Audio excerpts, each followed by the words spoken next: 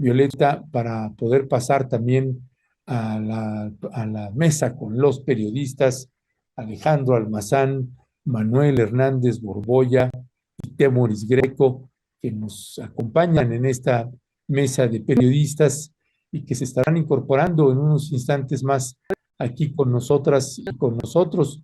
Por lo pronto, Violeta, y mientras se están incorporando, nada más me gustaría añadir que pues, el discurso con este anuncio de Iberdrola, y que ese es el primer tema con el que vamos a iniciar ahorita, y que ya estamos viendo a dos de los colegas, a Alejandro y a Manuel Hernández Borboya y Alejandro Almazán, pues decir que pues ayer viendo el Financiero, Grupo Radio Fórmula, Violeta y ahorita los colegas que ya nos están escuchando, pues el discurso es, pues es una triste noticia, es lo que decían pues Quintana, por ejemplo, en el Financiero TV, decía Quintana que no, que esto iba a desincentivar las inversiones a las empresas extranjeras y que era un duro golpe y una mala noticia. Así que mientras por un lado unos celebramos, por el otro se adolecen de estas decisiones del presidente Andrés Manuel López Obrador. Ya se encuentran con nosotros Alejandro Almazán, Manuel Hernández Borboya, se estará incorporando en unos momentos más Temoris Greco. Así que, mi querido Alejandro Almazán y Manuel Hernández Borboya, muy buenos días. Hola, buenos días, ¿cómo están? Buenos días, ¿cómo están? Muy buenos días, ¿cómo están? Pues aquí. Hola, Violeta, ¿qué tal? Hola. Buenos días, queridos Alejandro y querido Manuel. Ya nada más falta que se incorpore el primo. El primo, sí, El el primo primo de de Temoris. Temoris. Sí. Fíjate que yo me estaba acordando que cuando yo conocí a Temoris, pues evidentemente no, o sea, casi no usaba bigote, ¿no? Ni barba. Entonces, cuando lo volví a ver aquí hace que ya 2, 3 semanas, dije, mira, cuando nos Se conocimos. recordó. Así era, Claro, así era. cuando éramos jóvenes y traviesos, sí, claro. Pues si gustan, vamos entrando en materia, mi estimado Manuel Hernández Borboya. ¿Qué decir de este anuncio calladito, calladito que se lo tenía el presidente? Y luego, bueno, ver los encabezados también en los diarios medios, en los distintos medios de comunicación, como decían, después de tanto golpeteo y todo, y acabó llegando a acuerdos, en fin, líneas editoriales de todo tipo. ¿Qué decir al respecto, Manuel? Sí, pues sí nos sorprendió ahí con la noticia de que llevaban, pues se ve que ya unas semanitas o unos mesecitos ahí sentados con Iberdrola, que vaya que le han pegado desde la tribuna presidencial, con justa razón creo yo, pero pues nos sorprendió este anuncio de la compra de 13 plantas eléctricas en una operación de 6,000 millones de dólares, o sea, bastante dinero, a través de una empresa privada que creó el gobierno, o una empresa privada del gobierno, para que, algunos dicen en la prensa neoliberal, para que no aparezcan los registros de deuda como parte de la deuda pública, ¿no? Sino que lo va a absorber una empresa a través de Fonadín. Y a mí todavía no me queda muy claro y creo que ahí todavía nos está debiendo una explicación más precisa de los números López Obrador, de qué tan redituable va a ser invertir 6,000 millones de dólares, no de pesos, en la compra de estas 13 plantas eléctricas a Iberdrola. Me llama la atención que también Iberdrola pues se sentara a negociar con el presidente, ¿no? Después de que cambiaron la ley, que traían una batalla ahí política fuertísima, pues parece que ya que cambió el marco legal, ya no es tan rentable para Iberdrola estas plantas de electricidad, y que de alguna manera se juntó ahora sí que el hambre con las ganas de comer. Y el objetivo pues es evidente, ¿no? Que López Obrador, si bien intentó que más del 54% de la industria eléctrica quedara en manos del Estado, tuvo ahí algunas trabas con sus múltiples reformas eléctricas, porque no nada más fue una, sino que fue como en abonos.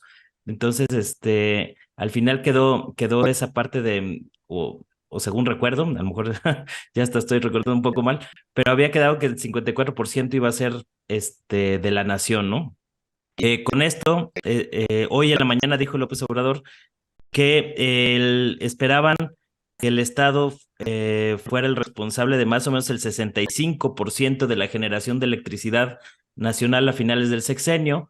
Él ya tenía otro plan ahí que no contaba con Iberdrola, pero digamos que se dio la ocasión de sentarse a negociar con la empresa española, y pues llegaron a este acuerdo sorpresivo, ¿no? Que ha tomado ahí o ha generado reacciones diversas, como bien lo comentaba Ernesto. En la prensa neoliberal, pues lo ven como una tragedia porque va en contra del proyecto de privatizar todo, que han seguido al pie de la letra desde mediados de los 80s o finales de los 80s, y que, pues para quienes estamos a favor de que sectores estratégicos, sobre todo del país, como el sector eléctrico, el sector energético, no pueden quedar en manos de empresas privadas y sobre todo empresas privadas extranjeras, que tantito peor. Pues me parece que sí es un aspecto positivo de este asunto, aunque como lo comento, pues hay que ver bien la parte de los números, ¿no? Porque la explicación ha sido un poco ambigua hasta el momento. Sería bueno que el secretario de Hacienda, Rogelio Ramírez de la O, pues explicara a detalle esta operación. Sobre todo porque hoy que le preguntaron a López Obrador, dijo que pues eran muchos detalles técnicos y como que omitió esa parte y nada más se fue al tema de la nacionalización, o lo que él llama la nacionalización de la industria eléctrica, y esta parte de aumentar la generación de electricidad a manos del Estado hasta en un 65%, que es el objetivo de esta administración, ¿no? Pero en los detalles financieros, digamos, todavía creo que hay algunos asuntos que merecen explicarse mejor para tener una mejor idea de si fue una buena compra o no. Ahora hay un pleito ahí en las redes porque los conservadores, los simpatizantes de la derecha, ahora celebran o ahora resulta que López Obrador estaba comprando plantas chatarra, según están queriendo impulsar esa narrativa en redes, cuando hace pues un año eran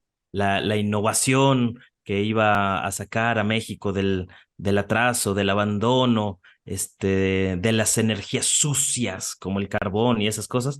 Y ahora resulta pues que son plantas chatarra, y también al revés, ¿no? Entonces yo más bien creo que ahora que cambiaron la ley, pues quizá ya no era tan rentable o no ganaban las millonadas que antes ganaban estas empresas, y por ahí pues decidieron aprovechar esta oportunidad para quitarse un peso de encima, y 6,000 millones de dólares pues parece una buena cifra para la empresa privada. O sea, yo no veo que haya riesgos de que se vaya a ahuyentar la inversión privada y demás, pues eso es bastante buen negocio, irte con 6,000 millones de dólares en la bolsa.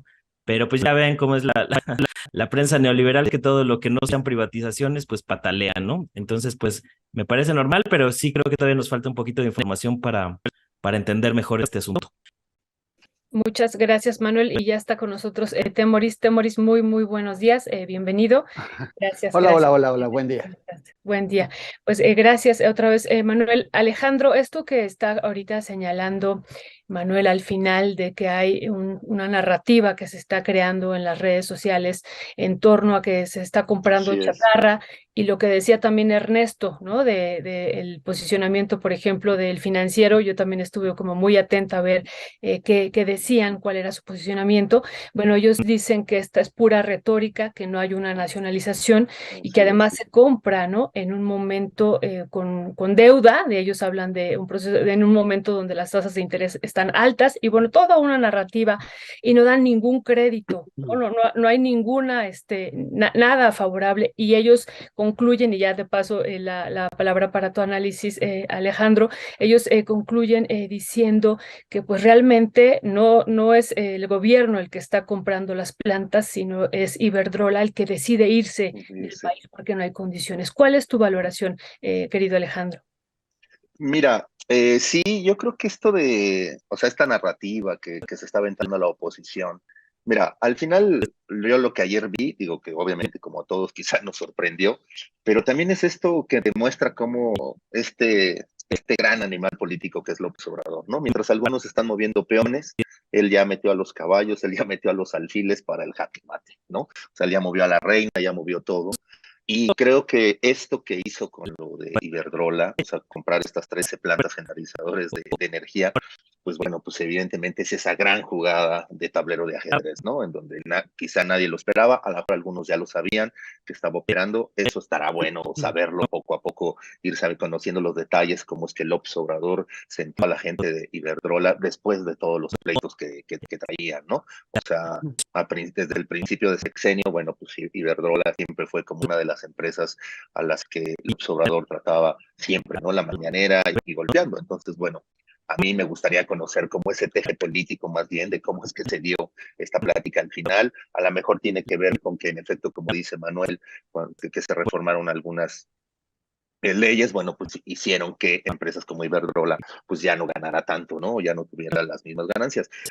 Manuel habla de esto y es cierto, ¿no? Los 6,000 millones de dólares, yo, o sea, lo plantea muy bien en el sentido de que dice, bueno, no sabemos si es una buena inversión o no. Yo creo que al final sí es una buena inversión en el sentido de que, bueno, ya le estás quitando todo el negocio a Iberdrola, ¿no? O sea, y que bien valen 6,000 millones de dólares, o sea, sí, ¿no? Porque al final es eso, o sea, le estás quitando, o sea, estás entre comillas, nacionalizando, ¿no? Como lo habla Andrés Manuel, o sea, López Obrador también habla de la nacionalización del ISSSTE, ¿no? O sea, habla de muchas cosas que quiere él nacionalizar y en esto, pues lo de la energía eléctrica, que como recordamos, pues bueno, pues se le vino atrás, ¿no? Se le vino atrás su reforma, ¿no? Aunque fue votada, bueno, pues al final en la Suprema Corte fue rechazada y pareciera que ahí, hasta ahí llegaba el plan de la electricidad o de la nacionalización de la electricidad de AMLO y nos viene y nos sorprende con esto, ¿no? Y esta narrativa, en efecto, de la chatarra, ¿no? Pues sí, como dice Manuel, y yo también me acuerdo que hace un año, hace año y medio, 2 años, en el Financiero y todos los voceros de la derecha, pues prácticamente decían que si se iba a Iberdrola, pues nos iba a ir muy mal, ¿no? Porque pues ellos tenían ya todo o sea, se va a paralizar México si ellos se van. Y pues no, ayer fue un trato ahí muy amigable el dueño de Iberdrola, ¿no? El Obrador, o sea, yo creo que ahí el meollo más bien, y ahí es lo que a mí me gustaría, es como ver el meollo político, ¿no? El meollo político, ¿qué fue lo que pasó? O sea, ¿cómo es que el Obrador termina doblando a la gente de Iberdrola? A lo mejor tiene que ver con el negocio, evidentemente, pero es una buena noticia que el Estado mexicano por lo menos aspire a dar más del 50% o que él genere más del 50% de la energía, ¿no? O sea, con eso lo que hace López Obrador, pues es de alguna manera decirles, bueno, miren, pues no pasó la reforma eléctrica, pero miren, sorpresa, aquí les traigo, ¿no? El hombre del sombrero sacó el conejo y a todos ha sorprendido y hoy pues todo el mundo se le está, bueno, esta parte de la derecha se le está yendo encima pues para verlo, ¿no? O sea, esa sería mi impresión. Gracias, mi querido Alejandro Almazán, el mismísimo Temoris Greco, que ya regresó ahora sí con el mostacho y todo, pues ya Y se fue bien peinadito. y ya está peinadito y Peinadito, todo. peinadito.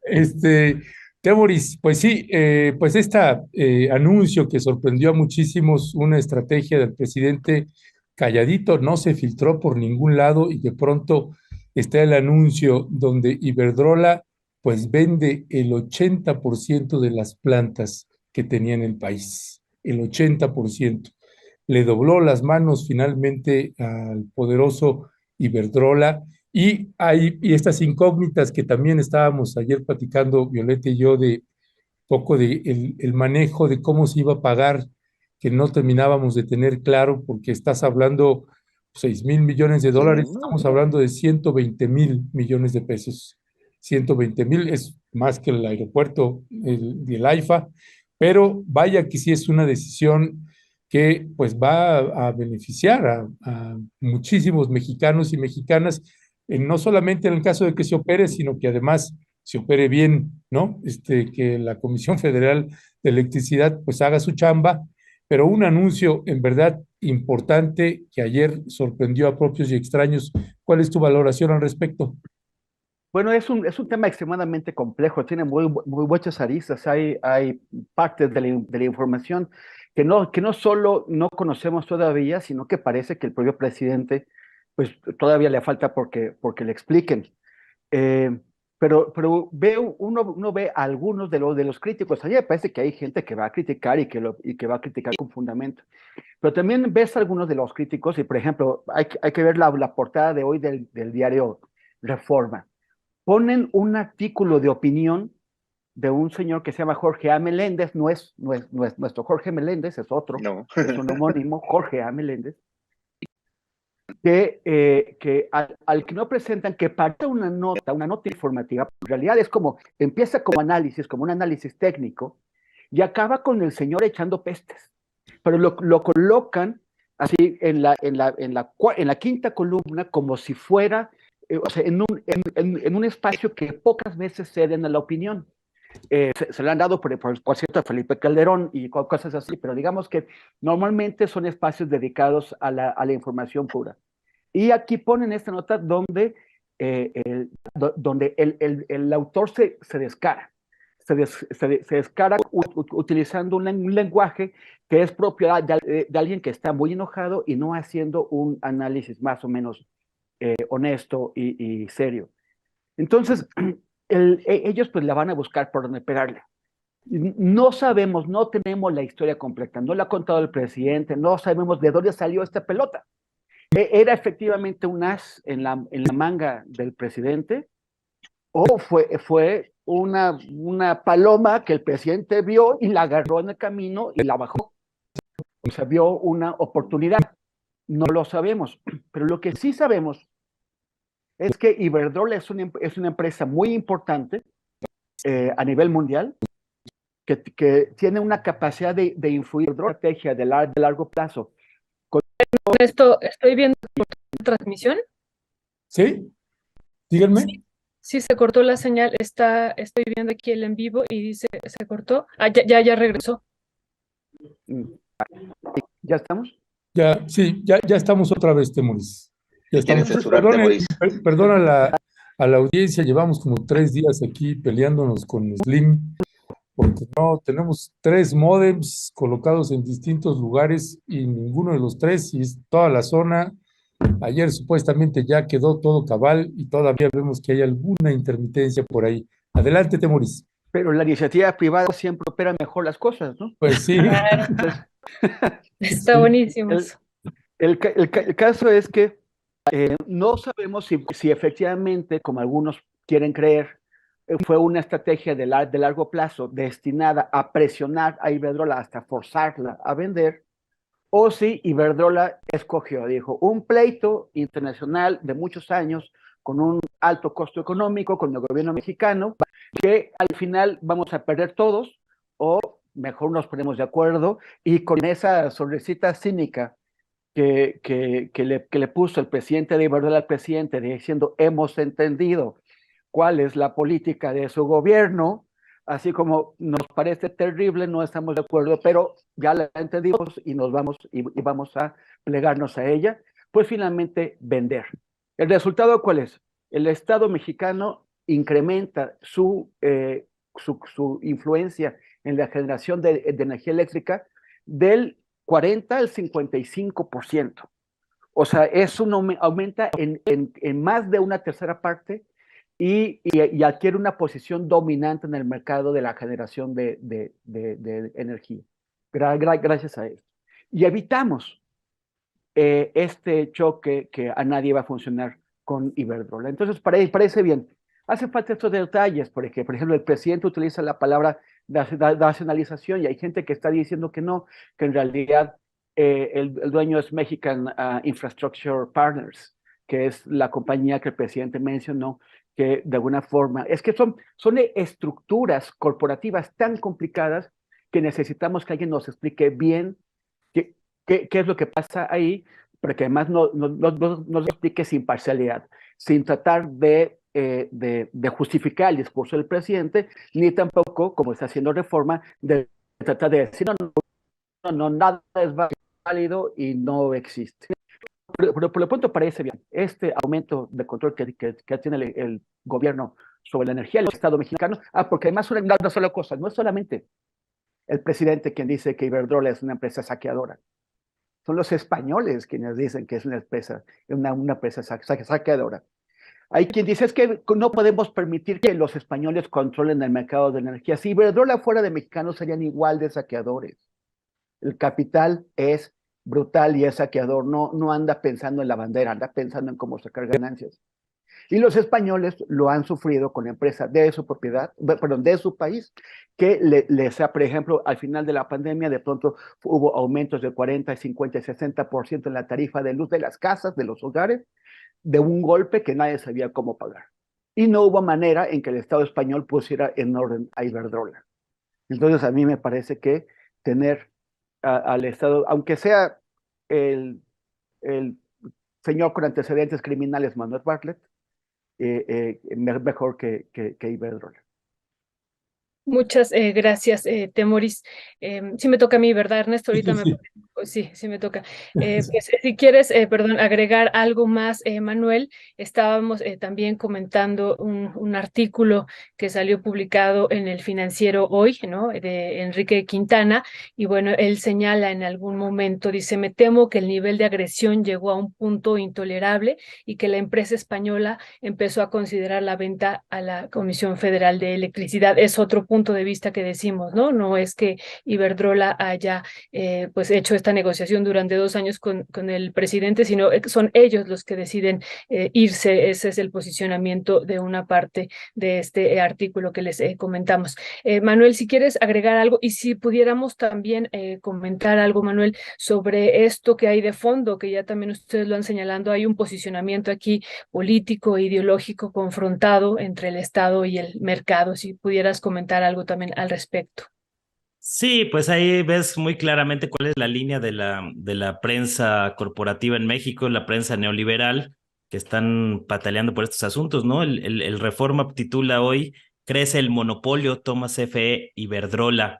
O sea, es bastante, funciona muy bien para propaganda, pero no tiene nada de precisión ese asunto.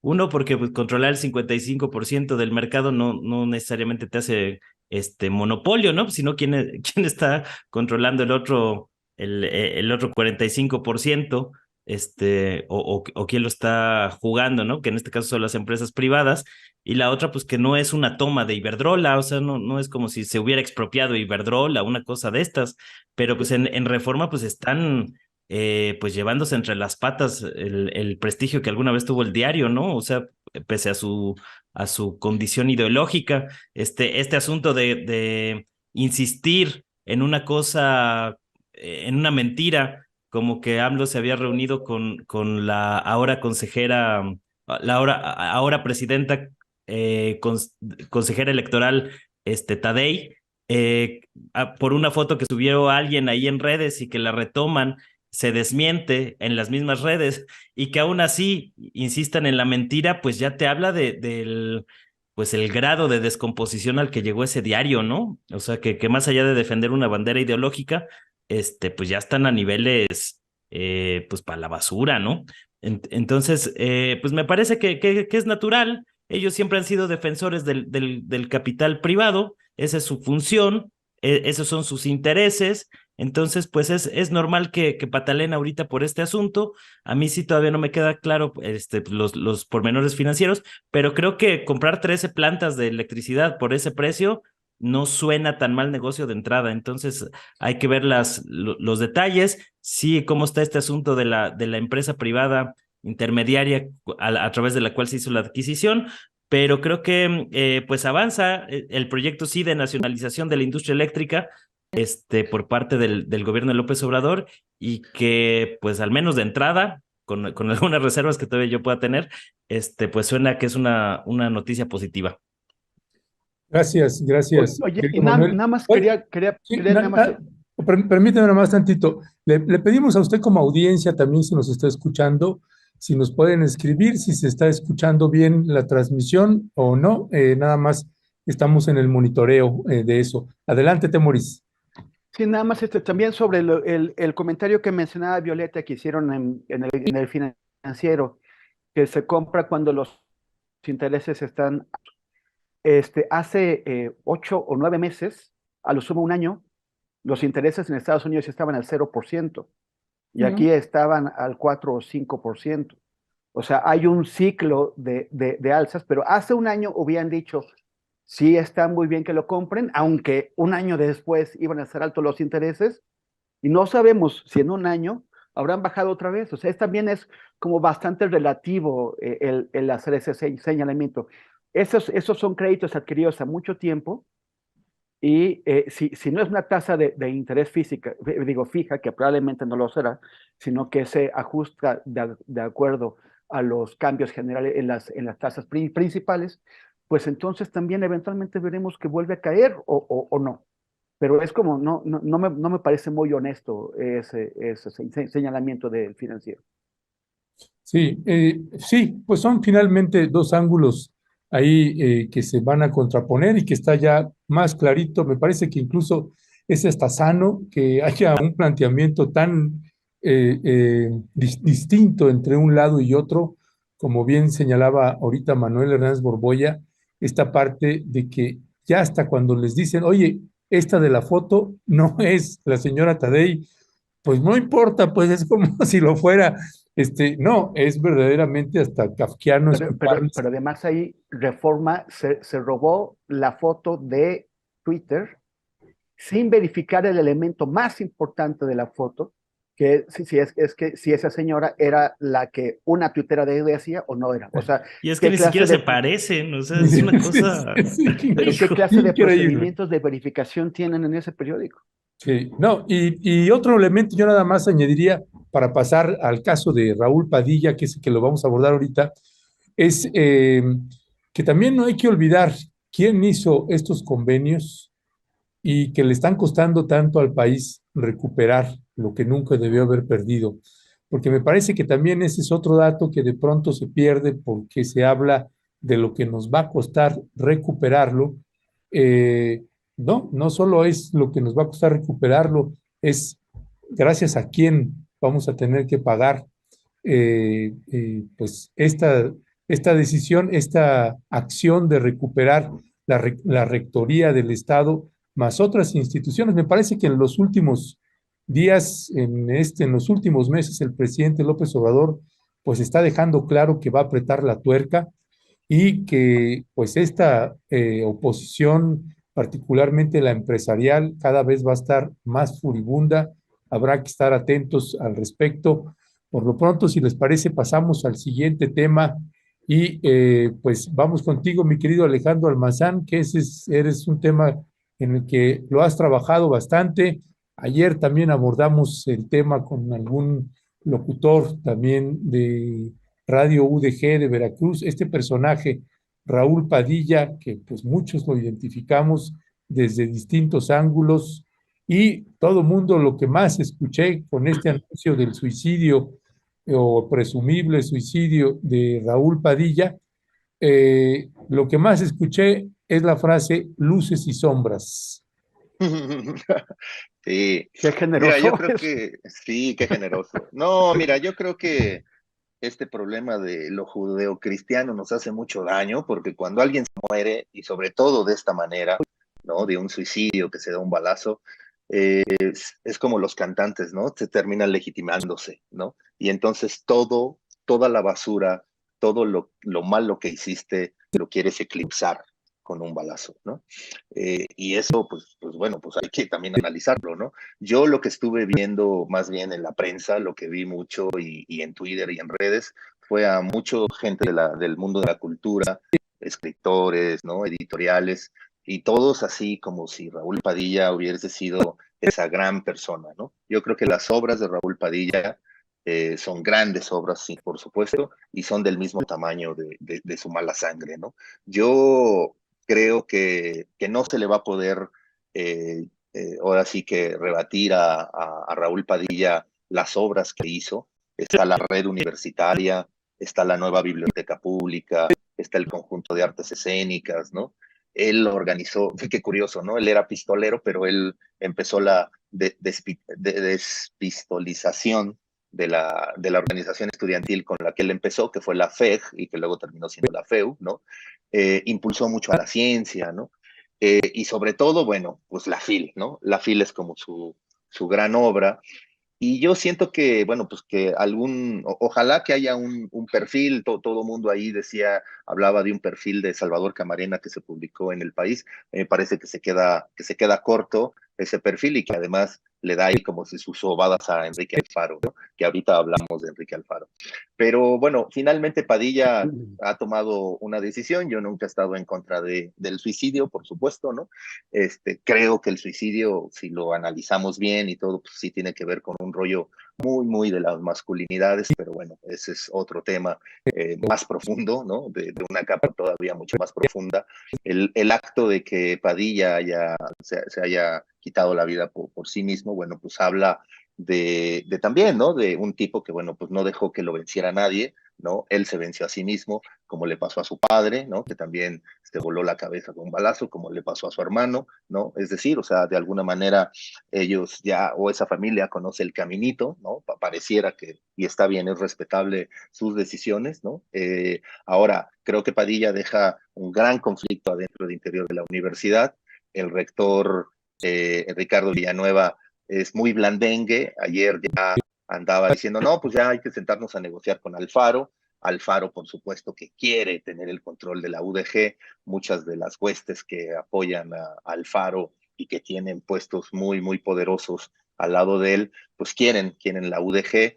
Aquí creo que el hermano Trino Padilla, el primo Tonatiu, y el que siempre fue como su escudero, Alfredo Peña, ¿no? El Atenguillo. Yo creo que esa triada, pues es la que al final, y que al final estaba controlando la universidad, pues es la que va a terminar viendo si negocia o no con el gobernador. Lo que ayer me decían amigos es de que, bueno, pues van a tratar de cerrar filas para que el gobierno no entre. Prefieren negociar con López Obrador que con Alfaro, pero yo creo que Alfaro tiene más probabilidades de meter la mano, ¿no? Y de quedarse con la universidad, porque bueno, pues Ricardo Villanueva, yo siempre lo he visto como uno de los caballitos de Alfaro, ¿no? Ricardo Villanueva sigue siendo, pues, amigo, compadre, socio de todos los que le hacen la comunicación a Enrique Alfaro, ¿no? Entonces, desde ahí, pues viene como que esa apertura para que puedan entrar a la UDG, ¿no? La FIL, yo creo que yo creo que se va a derrumbar un poco la FIL. Yo conozco un poco las entrañas de la FIL. Yo salí con una chica que trabajaba dentro de la FIL y ella me contaba más o menos cómo era el proceso, y Padilla palomeaba todo, ¿no? No había otro que no, sino simplemente era Padilla el que palomeaba. Todos los rectores, toda la gente que está a su alrededor siempre decía, no, pero es que tenemos este evento, yo traje este evento, yo tal, y Padilla era el que decidía. Hoy que ya no está Padilla, pues bueno, yo creo que va a ser un infierno ponerse de acuerdo cómo va a ser la FIL. Yo creo que, bueno, se va a mantener, por supuesto, porque ya es un legado que él deja, pero sí creo que va a haber ahí algunos cambios, porque además, cómo se subsidia la FIL, lo platicamos el otro día aquí, ¿no? Termina subsidiándose, quitándole dinero a la universidad, ¿no? Quitándole a los centros de estudio, ¿no? Esa gran red que él armó, bueno, esa red también le sirve para sacar dinero y poder financiar la FIL, ¿no?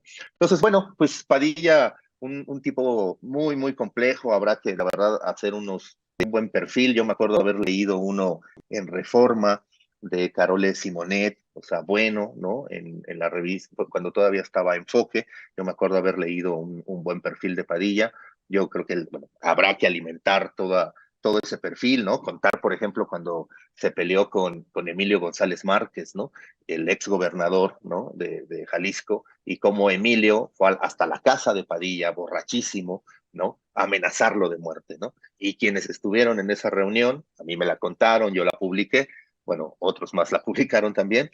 Publicamos en cómo Emilio le decía a Raúl Padilla que a él también le entraban las balas, ¿no? Y Raúl Padilla diciéndole, a mí no me vas a venir a amenazar de muerte a mi casa, y todas esas discusiones que se dieron, pero que reflejan al personaje, ¿no? O que reflejan al personaje cuando movía a la Federación de Estudiantil Universitaria en contra de Emilio, no tanto con Aristóteles, porque con Aristóteles tenían un buen trato, pero sí con Alfaro, ¿no? Y cómo esa Federación de Estudiantes, pues también, ¿no? Manipulada por Padilla, la mayoría de los ex dirigentes de la FEU, todos premiados por Padilla, ¿no? Todos con doctorados allá en Inglaterra, etc., porque, bueno, pues finalmente los premiaron después de haber sido esos dirigentes estudiantiles que le servían de brazo armado, ¿no? Entonces hay ahí eso, bien la frase que siempre dice Ledesma, ¿no? De luces y sombras, pues bueno, ese es ese personaje, ¿no? Con luces y sombras, ¿no?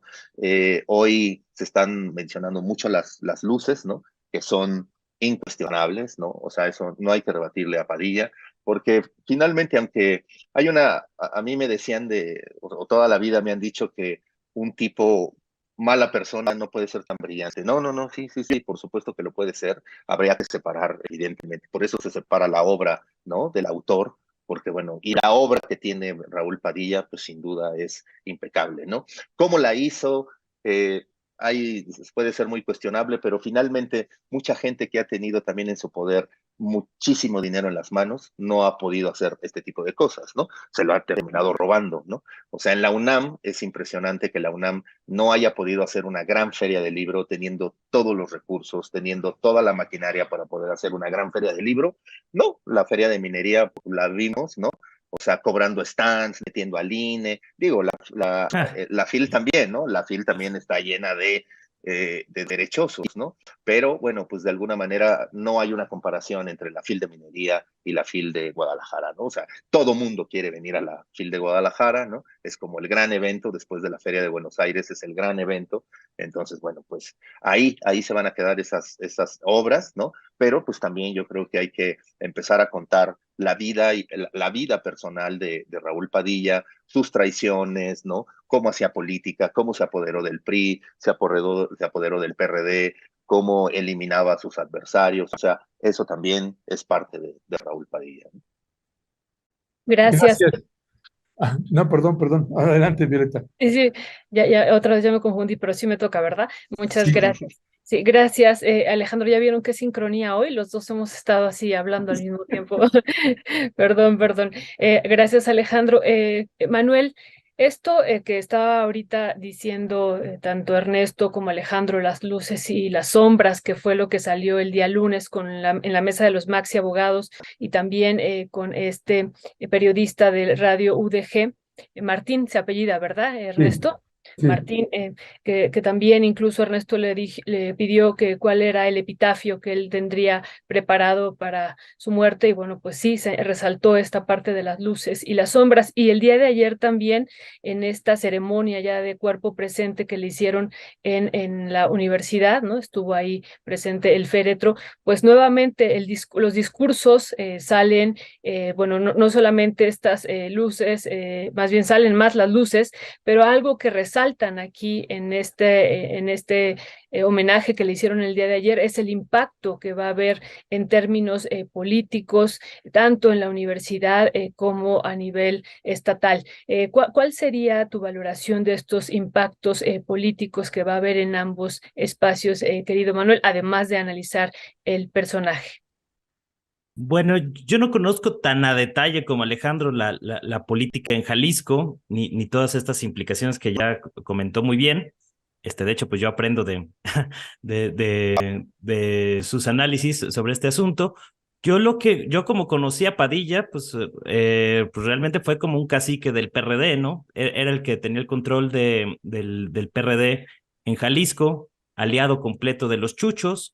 Entonces, realmente pues ahí veías cómo también influía en lo político electoral, no nada más en la política universitaria o la política cultural. Por supuesto que su gran legado, pues yo creo que es la Feria Internacional del Libro y estas cosas que construyó precisamente a través de sus alianzas políticas, porque tenía, si bien tenía el control del PRD durante la época más reciente, digamos, pero pues se llevaba bien con todo el mundo y era un factor de poder en la política de Jalisco, de ahí la trascendencia de este personaje que al morir el cacique, pues deja sueltos a sus grupos que van a buscar o rearticularse o un nuevo líder o se van a pelear entre ellos el poder, ¿no? Entonces, vamos a ver cómo acaba dándose o cómo acaban moviéndose estos grupos que ahora van a quedar descabezados. Ya hay ahí intenciones muy claras del grupo de Enrique Alfaro de apoderarse de la Universidad de Guadalajara, eh, que ya había librado una batalla o venía librando una batalla política con el grupo de Padilla desde hace un rato.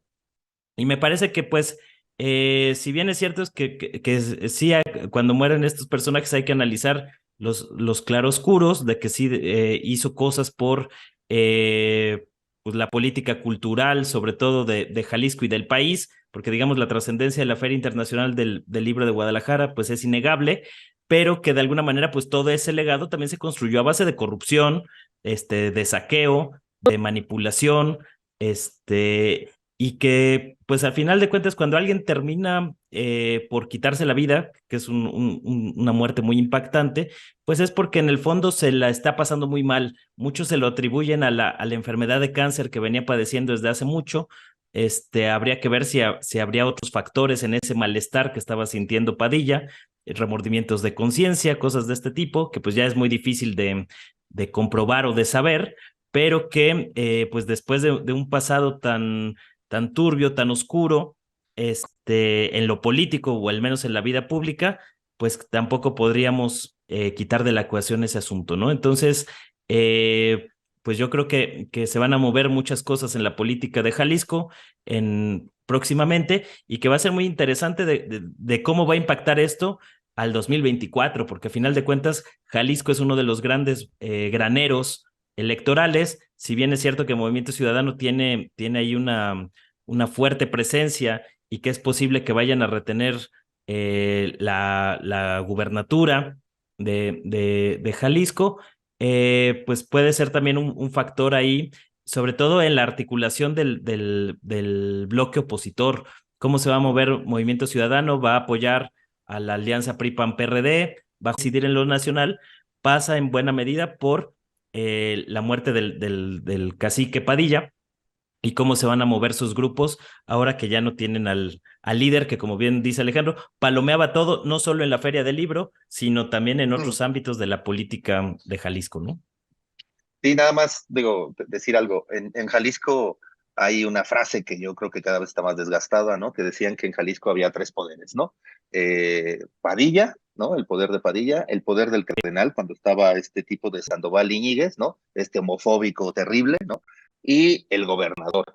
Pero bueno, pues ya no está Padilla, ya no está el cardenal, y el gobernador, pues no llega a gobernador, nada más es el gober, ¿no? O sea, llega hasta ahí, no llega como gobernador, llega nada más que hasta gober, pero pues de alguna manera sí siguen siendo, o sí seguían siendo los tres poderes, los tres que determinaban lo que dice Manuel un poco, determinar también qué es lo que va a pasar en el 24, ¿no? Ya, perdón. Gracias, mi querido Manuel y Alejandro. Temoris, desde que la cara que te estoy viendo, tú vas a hablar más de las sombras. Corrígeme si me equivoco. ¡Uah! Tu micrófono. No, más de las preocupaciones, o sea, por ejemplo, estaba pensando en la Universidad de Guadalajara, ¿no?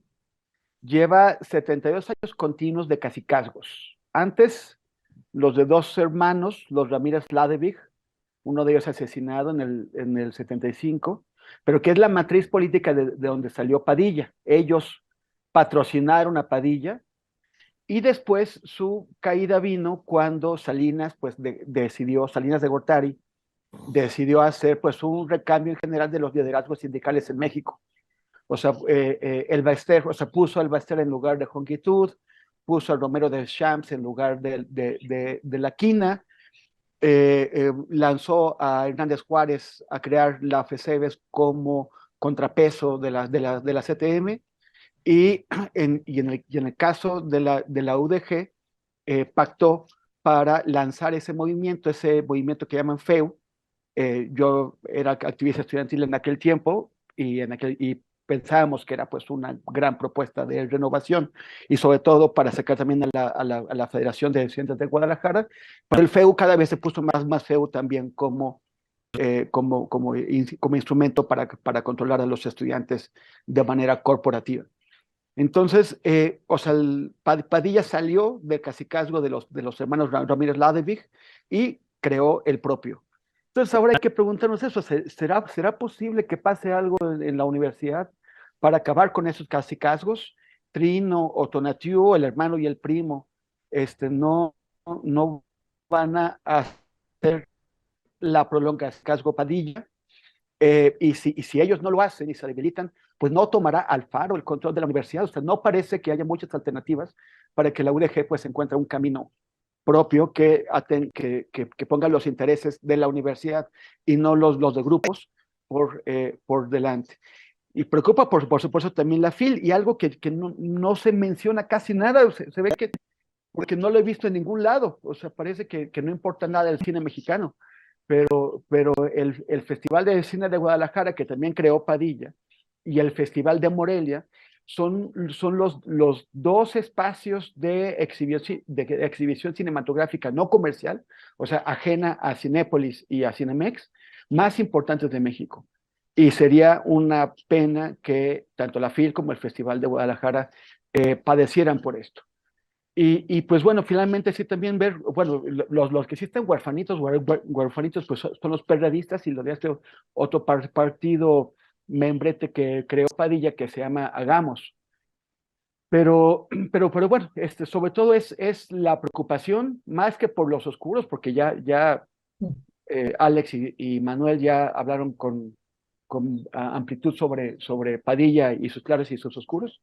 Más que el tema de los oscuros, es la preocupación por la universidad y por la feria y por el festival. ¿Qué es lo que va a pasar con ellos? Gracias, Temoris. Manuel, si quieres agregar algo más de este tema o pasamos al otro tema del juicio de Donald Trump y bueno, pues esta parte que también sorprende, ¿no? Que no es un cargo, sino son 34 cargos contra él. Entonces, si quieres completar algo del tema de Raúl Padilla o pasamos a este otro tema para ver tu valoración, querido Manuel. Pues yo pasaría directamente a lo de Trump. Yo ya no tengo nada más que agregar de lo de Padilla. Y me parece que pues es muy evidente la política que está ocurriendo en Estados Unidos, ¿no? O sea, a mí me sorprendieron mucho las declaraciones de Joe Biden diciendo que pues prácticamente aceptando que pues quieren descarrilar a Trump de la contienda presidencial, lo cual es bastante obvio. Trump pues fue al juicio y me parece que lo único que están logrando con esta estrategia del Partido Demócrata, que yo no sé quiénes serán sus estrategas porque yo veo errores en lo internacional, en lo nacional, en todos lados, pues lo único que van a conseguir es hacer más fuerte a Trump de cara al 2024, ¿no? Yo no sé si les va a alcanzar para legalmente sacarlo de la contienda, un poco como lo que pasó en Argentina con Cristina Fernández de Kirchner, que sí la lograron inhabilitar legalmente para contender en la presidencia de 2023. No sé si eso es lo que están realmente buscando en el Partido Republicano. Digo, en el Partido Demócrata para descarrilar a Trump. Dentro del Partido Republicano también hay algunos otros liderazgos como DeSantis, el gobernador de Florida, que está alzando la mano para contender por la presidencia, y que también ahí hay un pleito interno dentro del Partido Republicano para quedarse con la presidencia, pero sí es pues un hecho inédito que un presidente de Estados Unidos haya sido pues sentado a comparecer ante tribunales. No pasó ni siquiera con cuando sacaron a Richard Nixon de la presidencia por todo el escándalo de Watergate, de espionaje durante las campañas, todo este tema. Y lo que me llama la atención, pues es que que los delitos que le están imputando a Trump, digo, yo no es que defienda a Trump, me parece un personaje nefasto, un fascista, de cuerpo entero. Creo que sería perjudicial para México que regresara Donald Trump, que tiene una hazaña muy particular contra América Latina y contra todos los que tengan la tez un poquito oscura, dado su pasado pues afín a las ideas del Ku Klux Klan, como tenía ahí familiares y este tipo de cosas. Pero sí, precisamente por eso me llama la atención pues que la estrategia del Partido Demócrata para ganar las elecciones presidenciales del 2024 pues sea utilizar una carta como esta que utilizaron acá en México del desafuero contra López Obrador para sacarlo a la mala. Eso a final de cuentas lo único que evidencia pues es que perciben como una amenaza muy grande y que precisamente Trump lo va a usar para su favor. Estaba viendo también las declaraciones de Trump que dice que Estados Unidos se está yendo al infierno. Trump se pronuncia luego de la comparecencia judicial y dice que de alguna manera dijo: nunca pensé que algo así pudiera ocurrir en Estados Unidos. El único delito que he cometido es de defender sin miedo a nuestra nación. Entonces, ese tipo de declaraciones pues van a todavía prender más a la base social que sí tiene Trump. O sea, Trump sí tiene capacidad de movilizar a sus simpatizantes, como no lo tiene ningún otro político estadounidense el día de hoy. Entonces, me parece que los demócratas, yo no sé quién, repito, no sé quiénes son sus estrategas, pero pues que se asesoren mejor, porque están pues lo único que están logrando con esto, si no logran inhabilitar a Trump por la vía jurídica, pues lo van a hacer más fuerte para el 2024. Y no solo a Trump, sino al trumpismo en general. O sea, hay un movimiento social de corte fascistoide a favor de las ideas de Donald Trump. Entonces, le están haciendo el juego y le están poniendo condiciones idóneas para que pueda capitalizar eso en el discurso y decir que pues los responsables son el Estado profundo que ahora lo quieren inhabilitar, ¿no? Entonces, yo veo que este tema va a dar mucho de qué hablar y yo no sé hasta qué punto también lo hicieron un poco los demócratas para maquillar la quiebra de los bancos en Estados Unidos, que es un tema que han logrado contener, es decir, ha habido una operación efectiva por parte de la Reserva Federal y otras instancias de la burocracia en Estados Unidos para contener esta quiebra de bancos que parecía que podía generarse un efecto dominó como ocurrió en el 2008 y que hasta ahorita lo han logrado medio contener, pero que se juntan esas dos cosas, ¿no? Por una parte la quiebra de al menos 3 bancos en Estados Unidos, 2 de las quiebras bancarias más grandes en la historia de ese país, y precisamente en ese momento lanzan unas campañas ahí medio extrañas de que venían naves nodrizas extraterrestres y demás, y se junta también con lo de Trump.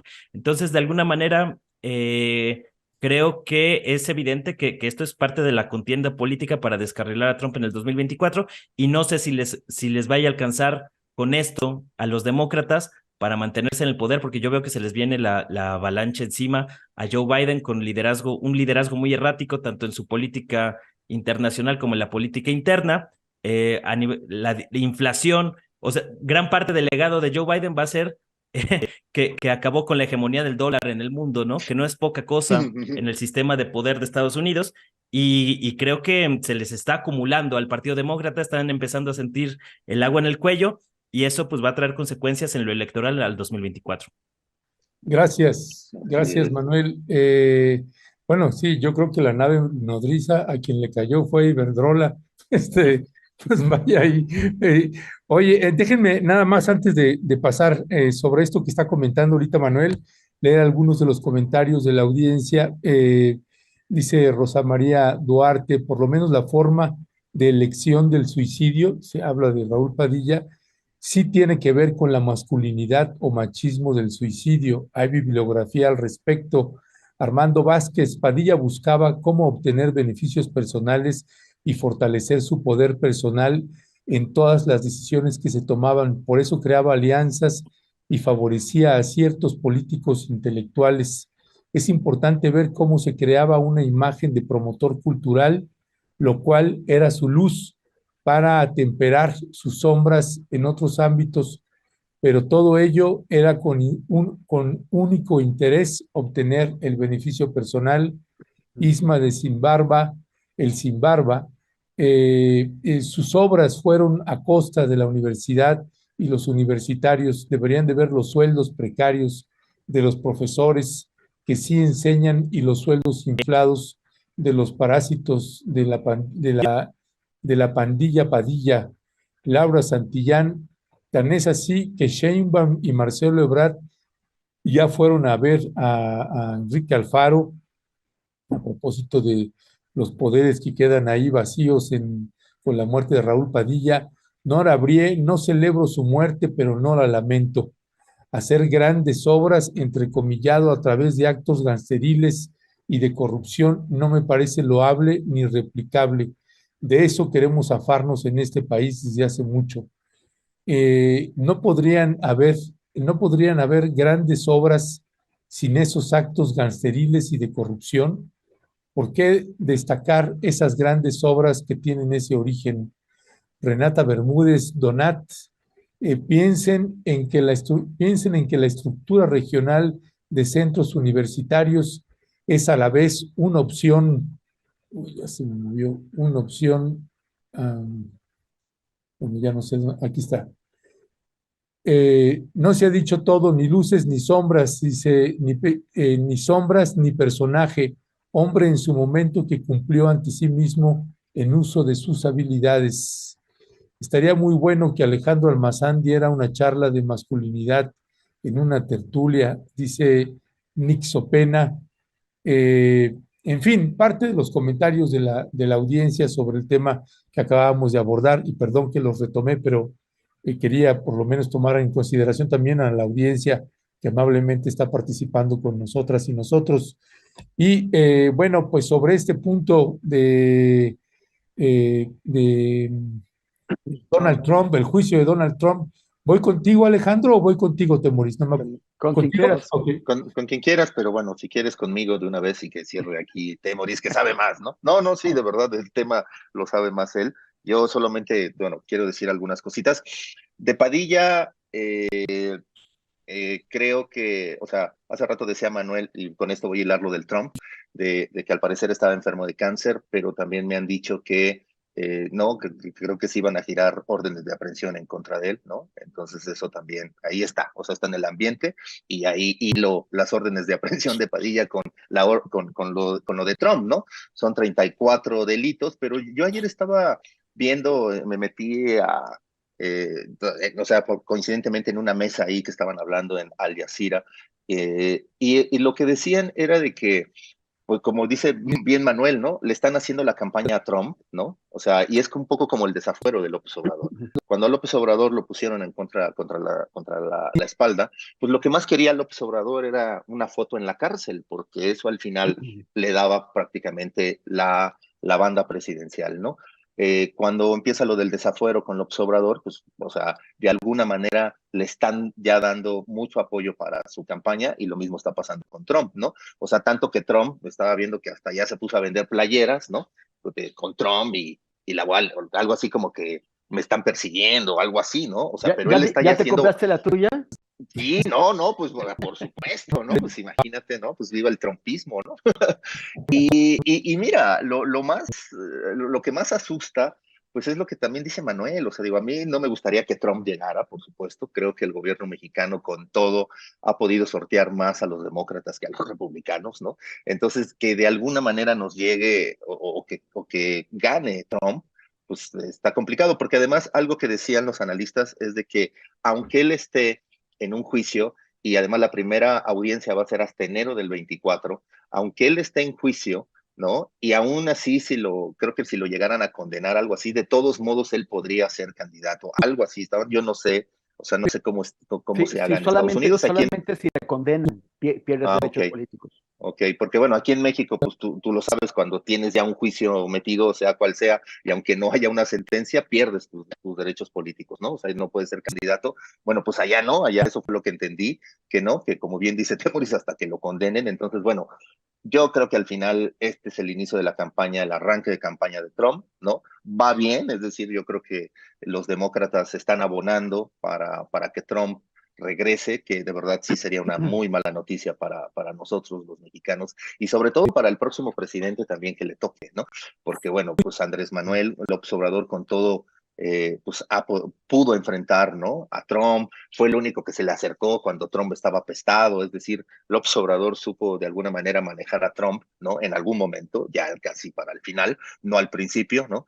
Pero bueno, pues no sé qué podría esperar con un personaje así si realmente llegara, ¿no? Por ahora veo que Trump que va a aprovechar el juicio, sus abogados también lo están aprovechando, y seguro vamos a estar escuchando mucho sobre Trump, pero en una cuestión muy de la víctima, pues porque ese yo creo que va a ser el discurso de la campaña, ¿no? Y también, pues sí, evidentemente es malo, incorrecto que elimines a un adversario de esta manera, ¿no? con trampas en la ley, pero bueno, pues eso pasa, esa es la política, esa es la realpolitik, ¿no? Se juega sucio, etc. Y bueno, pues ya veremos qué pasa con Trump. Ya, es todo, perdón. No, gracias, Alejandro. Y pues le damos la palabra a Temoris. Nada más esta situación, Temoris, que ya retomaba Manuel, diciendo Trump que pues lo único que ha hecho él es defender al país de quien intentan destruirlo y que por eso lo están acusando de estos 34 cargos. ¿Tú cómo lo ves? Y esta posibilidad, ¿no? Que una vez sí logra librar esto de que vuelva a ser presidente, Temoris. No te escuché lo último, Violeta. Sí, lo que decía ahorita Alejandro al final de la posibilidad, de si libra estos cargos, de que vuelva a ser presidente y las repercusiones que tendrían hacia nuestro país. Ajá. Bueno, primero un oscuro que se me pasó de Padilla, Claro. que también ha estado, no ha sido muy mencionado, que es su tardía, su reciente alianza con la extrema derecha. O sea, él siempre se navegó con bandera supuestamente de izquierda, esa FEU que creó era como de izquierda, estuvo en el PRD Se siempre, decía marxista. pero en los últimos años se alió con Atlas Network, que es esta organización internacional estadounidense, pero internacional que se dedica a promover a grupos de extrema derecha, a financiar a grupos de extrema derecha en América Latina y el mundo, y con la Fundación Internacional por la Libertad de Mario Vargas Llosa, a la que le prestó la Universidad de Guadalajara para hacer eventos. En uno de ellos, por cierto, Astillero tuvo una confrontación con Aguilar Camín, y también con el que entrega el premio de periodismo Mario Vargas Llosa. Imagínense usted qué clase de periodismo premia ese premio Mario Vargas Llosa. Pero bueno, en sus últimos años tuvo una alianza no con la derecha, sino con la extrema derecha. Ahora, el tema sucio, bastante inteligente, que es como, recuerdo a la parte del público que tal vez no lo sabe, que los partidos en Estados Unidos, antes de ir de competir entre ellos, eligen a sus candidatos, van a elecciones primarias para primero elegir candidatos. Es como si Morena en lugar de andar con encuestitas, hace una elección en donde sus militantes voten por el candidato, y el PRI también, y el PAN también, y luego ya van a eso. Entonces, en las primarias republicanas, en la selección de candidatos de los republicanos, los demócratas hacían propaganda a favor del candidato más trompista, más extremista, con la idea de que, o sea, dentro del grupo de electores del Partido Republicano, un candidato trompista puede ganar con el apoyo demócrata. Pero ya cuando van al conjunto de los electores, un candidato tan extremista ya no puede convencer a electores en los que hay independientes, en los que hay demócratas, en la que hay gente más centrada. Entonces, de esa forma, antes de las elecciones se auguraba que los republicanos iban a ganar muchos más puestos en el Congreso, tanto en la Cámara de Representantes como en la de Senadores, de lo que realmente hicieron. De hecho, la de Senadores terminaron perdiendo una senaduría. Y en la de Representantes hubo muchos que no ganaron por esta estrategia, porque los demócratas lograron conseguir que los republicanos seleccionaran candidatos muy extremistas que en muchos casos no lograron ganar. Como ejemplo, imagínense que aquí el PAN tuviera que escoger entre Xóchitl Gálvez y Lili Telles, y Morena hiciera Ay, por favor, campaña hasta por me Lili dolió la Telles. cabeza, sí, sí. Perdón. Hasta me dolió la cabeza, cabrón, de pensar en ese escenario, Sí, güey. Puta Pero, madre. que Morena calculara quién nos conviene más. Xóchitl Gálvez, que además dice que ni siquiera es panista, que tiene un discurso más centrado, más moderado, que puede apelar a las clases medias, o una energúmena como Lili Telles. Pues entonces vamos a meterle mano negra para apoyar a Lili Telles, y Lili Telles, pues sí, va a encender a un electorado, va a tener mítines muy enfebrecidos, muy calientes, pero no necesariamente esos mítines tan indignados van a convencer al sector de gente que está más hacia el centro, que incluso está más en el sector de Morena, un poco enojada con Morena, pero que bueno.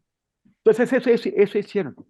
Y ahora hay observadores, hay analistas que creen que, por ejemplo, que un candidato como el gobernador de Florida, Ron DeSantis, sería mucho más eficaz para atraer al sector de moderados, al sector del centro, al sector de los independientes.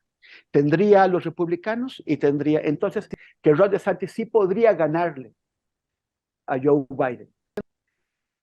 Pero a Joe Biden, y es el análisis, podría convenirle más que la elección vuelva a ser un referéndum, si Trump o no Trump, porque Trump puede convencer a este 35% del electorado, 40% del electorado, pero hay mucha gente que va a movilizarse en contra de Trump, más de los que se movilizan a favor de Trump. Entonces, tal vez les convendría seguir activando a Trump para dejar fuera de la competencia a los demás precandidatos republicanos y volver a generar una votación que es Trump o no Trump. Ese es un análisis que está ahora en discusión y que a mí me parece que tiene fundamento. Por el otro lado, no es solamente esta acusación, o sea, esa es la primera que sale, pero Donald Trump trae una colota inmensa de muchísimas demandas privadas, porque ha hecho 1000 fraudes, porque ha abusado de 1000 gentes, que independientemente de la política están así. Pero además de cosas mucho más graves, como por ejemplo, el haber asusado el intento de golpe de Estado del 6 de enero en el Capitolio, del que todos hemos visto imágenes hasta a saciar. O el intento que hizo en las elecciones presidenciales en las últimas, por convencer a personas como el gobernador de Georgia de alterar el resultado de las elecciones en sus estados. Esas son acusaciones mucho más graves que están también en proceso. Entonces, posiblemente, yo no sé si, o sea, sin duda los demócratas tienen interés en que esas acusaciones, esos procesos progresen y meter a Trump en más problemas. Pero yo no sé si se pueda decir que todo eso es una estrategia demócrata, porque también la justicia tiene que seguir su cauce. Ya es como que si de pronto se presenta una acusación ya más formal y un jurado decide que Trump debe ser imputado por manipular las elecciones en Georgia y decir todo es culpa de los demócratas. O sea que ese es el discurso de Trump. Pero a mí me parece que no, también la justicia tiene que seguir su curso, independientemente de la política, y eventualmente alguna de esas acusaciones sí podría terminar con Trump incapacitado para competir electoralmente, o por lo menos erosionar su imagen para que efectivamente en este hipotético referéndum, Trump o no Trump, pues quede con un porcentaje de votos mucho menor todavía que el que obtuvo hace 3 años. Pues bueno, se van calentando en los escenarios políticos y preelectorales, tanto en Estados Unidos como en México. Así que seguiremos hablando al respecto, mi queridísimo Alejandro Almazán, Temoris Greco, Manuel Hernández Borboya. Queridos colegas, muchísimas gracias como siempre. Les mandamos un fuerte abrazo y que la pasen a todo dar si es que van a salir, y si se van a quedar todavía mejor porque la ciudad va a estar bastante relajada. Aquí nos quedaremos. Gracias. Un abrazote a todos. Gracias. Un abrazo. Chao, Nos Violeta. vemos, Chao. bye bye. Que estén Que estén bien, muy bien. cuídense. Lindo día. Chao. Gracias. Lindo. Ay, Chao. Doncito.